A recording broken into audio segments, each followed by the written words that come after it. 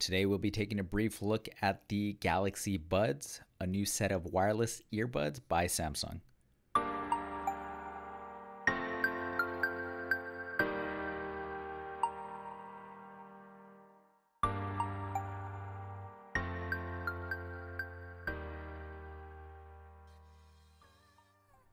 As we head into 2019, more and more smartphone manufacturers are getting rid of the headphone jack.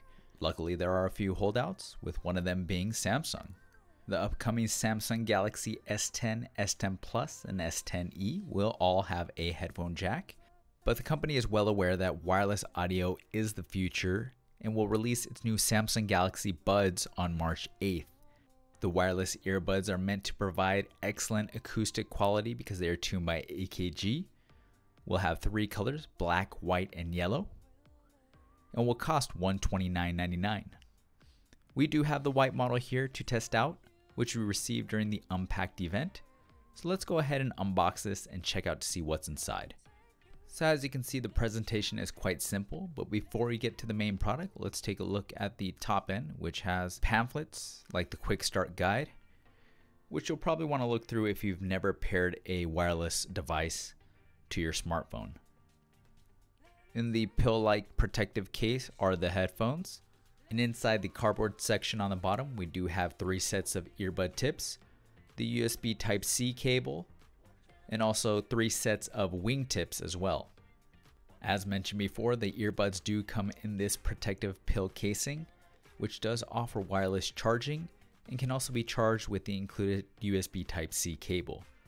One thing to note, as you saw in the box, there is no AC adapter, so you will have to supply your own, which shouldn't be a problem for most, but it is something good to know. The earbuds themselves pack a 5800 milliamp battery with 6 hours of playtime, while the case can charge up the earbuds for another 7+ hours of listening. Despite the Galaxy Buds being made by Samsung, they are compatible with other Android devices as long as you're running Android 5.0 or higher. If you're connecting these to a non-Samsung Android device, you'll go through the standard procedure of pairing a Bluetooth accessory. If you're using a Samsung phone, you'll be able to open up the pill case and it will automatically detect on your unit. If everything connects properly, you'll see a wide variety of options to customize the experience. Unfortunately for myself, this was not the case. I did have connectivity through Bluetooth, so was able to control audio and listen to music, but I wasn't able to engage the EQ or control how the trackpad worked, which was a bit of a shame, but hopefully this will be fixed in a future update, or maybe it's just something with my unit. Earbuds are a tricky thing to test because everyone's ear shape is a little different, but as far as for my use, they felt pretty good and comfortable.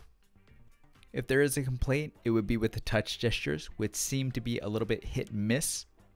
The results were still mixed when testing them outside of the ear, but it was still a little bit more of a consistent experience, leading me to believe that maybe the shape of the ear and the sensor involved isn't quite matching up. But more testing will have to be done over the next couple weeks. The Samsung Galaxy Buds will be available March 8th and priced at $129. If you pre-order the Galaxy S10 or Galaxy S10 Plus, they'll be included with your purchase for free. If you have any questions or comments, leave them down below. Otherwise, thanks for watching, and we'll catch you in the next one.